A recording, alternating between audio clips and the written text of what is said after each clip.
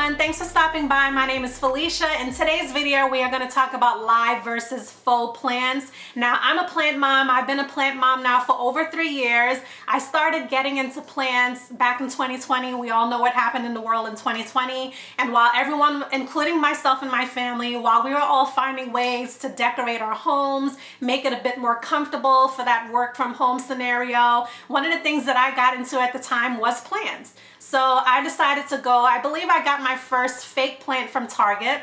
My family and I, we went to Target. I purchased, I think it might have been a bird of paradise at the time. It was a beautiful plant and it was a pretty nice size. It was a tabletop plant. And then I brought it home and I started watching videos on plants and just, you know, considering if it was something that I was into or I can do. One of the things a lot of people I've interacted with and spoken to have been hesitant about buying plants is because they were afraid they were going to kill the plant. I can't tell you guys how many plants I've gone through, and I consider myself someone who's very comfortable and knowledgeable about taking care of plants. So it's a real thing, and it's something that you can't allow that to stop you from buying plants. Now this video isn't meant to be a buy this versus that, this is better than that one. I simply want to share some of the pros and cons of owning both a fake or a real plant and some things you should consider before making your first purchase. So let's jump right into the video. So we're going to separate the video into two parts. First I'll focus on faux plants and talk about the pros and cons there, and then we'll move on to live plants or real plants and talk about those pros and cons. One thing though that I will say that applies to both fake and real plants is that plants are an excellent way to elevate your space. If you're looking for a corner to fill or a room to fill and you don't necessarily want to fill it with additional furniture,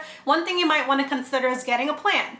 Plants come in all shapes, varieties, sizes, even colors. Some plants are different shades of green. Some plants have like a pink hue. I mean, they're just so gorgeous. I visited homes, retail stores, flipped through magazines, went online, and every time I'm looking at a product or a home or a piece of furniture, my eye is always diverted to the plant in the room, whether it's a real or a fake plant. I am a firm believer that anyone can take care of any plant if you have the right growing conditions, meaning are you able to give your plants, and these are real plants of course, are you able to give your plants the right humidity? Are you able to give your plants the right amount of light? These are things you just want to keep in the back of your head, and we'll talk about that more when we get to the live plants. So let's talk about faux plants and the pros and the cons. So we'll start with the cons first and get that out the way. The first thing that I want you to keep in mind is the cost. Surprisingly, fake plants, again in my opinion, they tend to be a little bit more costly than real plants, especially depending on the size. A lot of folks, when they're decorating their home, of course they're going for those big beautiful plants. So your olive trees, your fiddly figs, your snake plants, your whatever. These plants tend to run like medium to large. Of course you can get them small as well, but when you're getting a faux plant, especially when you're getting one to decorate your home, you want to get one that's a decent size, right? So just keep in mind, the bigger the plant, the more the cost, and it also depends on the type of plant. I would say that fiddly figs, at least the ones that I've come across, they tend to be a bit on the pricier side. They're more of a popular faux plant. Same as olive trees, they tend to be a little bit more pricey. Again, depending on where you shop, I'm sure you can find deals out there, but I would definitely keep that in mind when you're considering getting a fake versus a real plant, is the cost. Another thing you want to consider when purchasing a faux plant is the quality of the leaves. You don't want to purchase a plant and it's just looking all plasticky and extra fake, right? You want it to look somewhat real. So check the quality of the leaves. Are you seeing things like strings of glue, or maybe even the leaf is shredding? Maybe the branch is like falling over or up on the verge of breaking. These are things you want to look for. Of course, if you do purchase a fake plant and it's like a excellent quality, it looks beautiful, things happen, damage can happen, especially if you have kids or pets. So you just want to keep that in mind with fake plants. Just kind of pay attention to the quality of the leaves and the plant in general. Some fake plants do come with pots, which is excellent. It's something you don't have to worry about. So again, even with that, make sure it's not cracked, and you know, if you're purchasing something to decorate your home, you want it to look nice. It doesn't matter how much you pay for it, just make sure you pay attention to the quality of the plants. So let's talk about a pro. One major pro to buying a fake plant is you just set it and forget it. You don't have to worry about a watering schedule. You don't have to worry about changing out dirt and repotting. You don't have to worry about any of that stuff. You literally just put it in the corner and just let it do its thing and look cute. I love that about fake plants. I have a beautiful olive tree that I got from Target. last year, and I consider that a statement piece in that particular room in my home. It's just so beautiful. But one thing I do want to caution, even though fake plants are a set it and forget it, you don't have to think about it, you do want to make sure it's not getting dusty and not collecting dust on the leaves. So, you know, just check it out, dust the leaves, and then just keep it pushing. Now let's move on to live plants. So as I said, I started off with fake plants. I did some research, I looked into real plants, and now here I am 40 something or so plants later.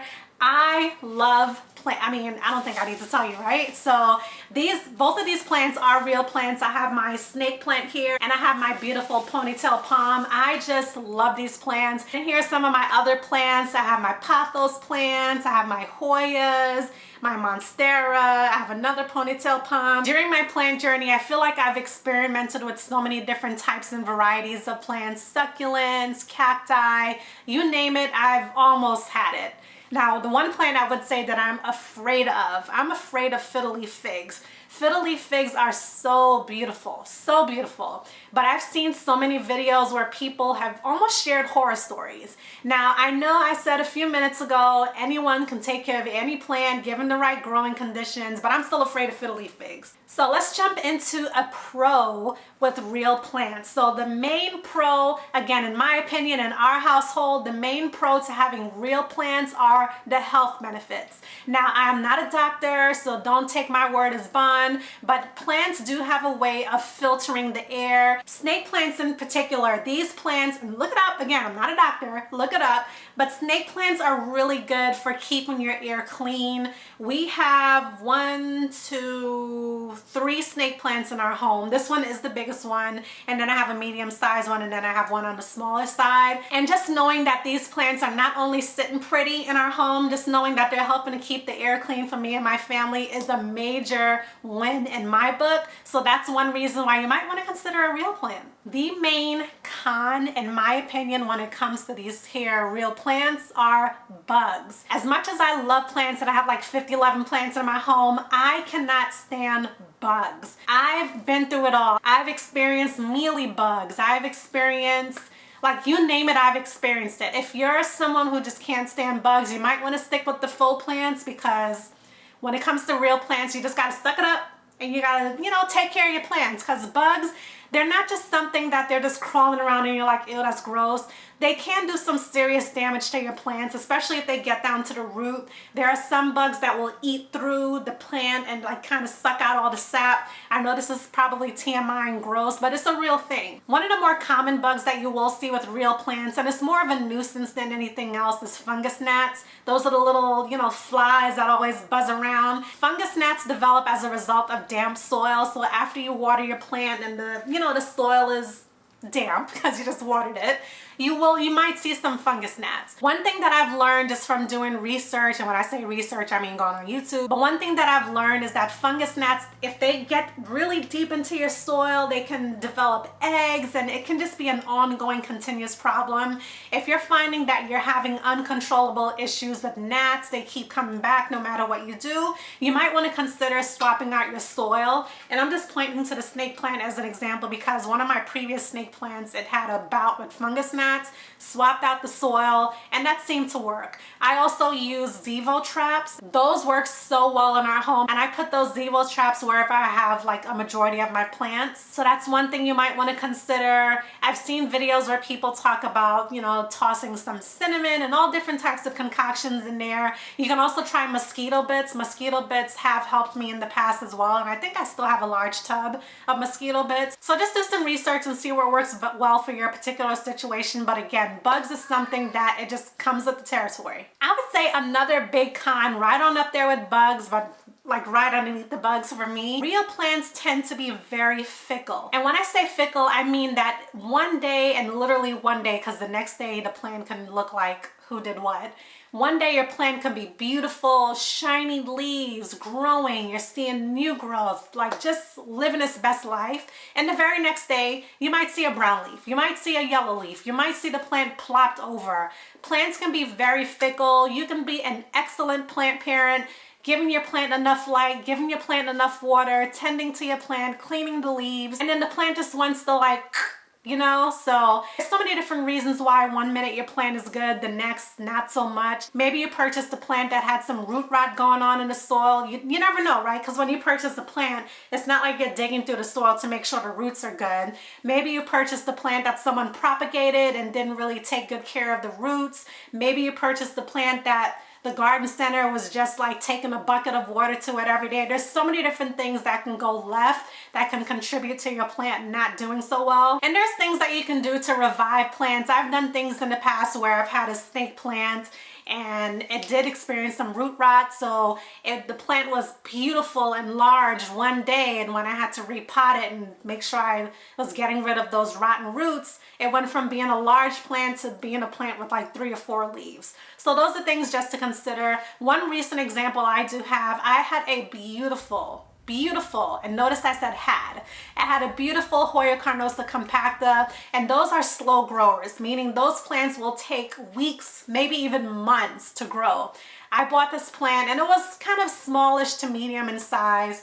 Taking care of that plant, giving it everything it needed, the light, the water, you name it. And then one day I noticed like the leaves are starting to turn into like a greenish yellow, which then turned into yellow, which then led to other leaves turning yellow. So I repotted the plant thinking maybe it was something going on with the soil, and that probably wasn't a really good decision because eventually that kind of sped up the yellowing process.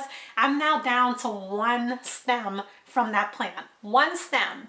So those are things you just have to be mindful of. With real plants, they can be fickle. Not all plants, I would say. I mean, again, if you're living in certain climates, maybe you're living in a tropical climate where you're experiencing beautiful like 80-degree weather just about every day, your plants will probably have a better chance of surviving than someone who lives in a place that experiences all the elements. So just keep that in mind. So those are my pros and cons when it comes to buying real plants versus fake plants. As you can see, they both have benefits, but they also both have things that you might want to watch out for. I also wanted to share a few do's and don'ts that really can be applied to both types of plants. The first do, okay, this one only applies to real plants. The first do make sure you're giving your plants enough light. I tend to place my plants in rooms that have enough sunlight, so during the day they are getting enough sunlight. If you don't get a lot of sunlight, that's no reason to not buy plants. You can buy artificial light for your plants. Artificial light meaning grow lights. I currently use grow lights on my plant stand, on the stand where you guys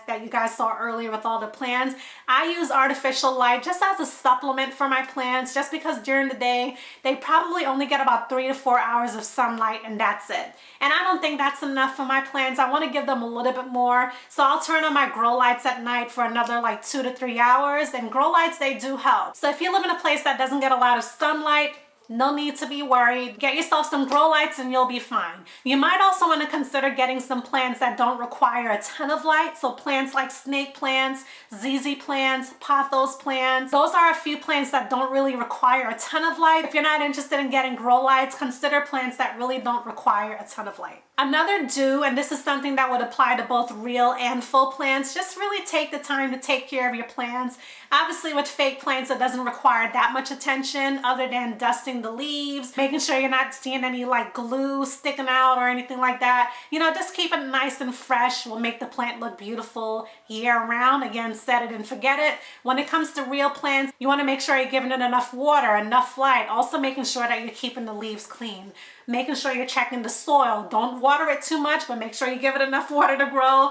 I mean, plants, when it comes to real plants, those are just the things that you have to keep in mind. Again, if you're someone who wants a real plant, but you don't really want to deal with too much fuss, again, snake plant is your plant. Another big don't, and this is something that I've personally experienced, don't place your real plants next to a drafty window or door, especially if you live somewhere that gets really cold. I used to have a beautiful ponytail palm. This is, for me, this is ponytail palm number 3. I already have one there. This is ponytail palm number 3. When I left it by a drafty door in the winter, that plant was just as beautiful as this one. I know you can't really see this one too well. You see how beautiful this plant? That plant was just as gorgeous. Again, one day the plant was looking beautiful, and it probably didn't happen within 24 hours. It probably happened gradually, but it felt like one day that plant was beautiful and healthy, and then the next, or at least when I noticed it some days later, the plant was just kind of slumped over. It was the craziest thing, but it was something that could have been avoided. So those are all the different scenarios that I wanted to share with you guys, all the different pros and cons when it comes to plant care with both real and fake plants. Thank you guys so much for watching, and I'll see you in the next one. Bye.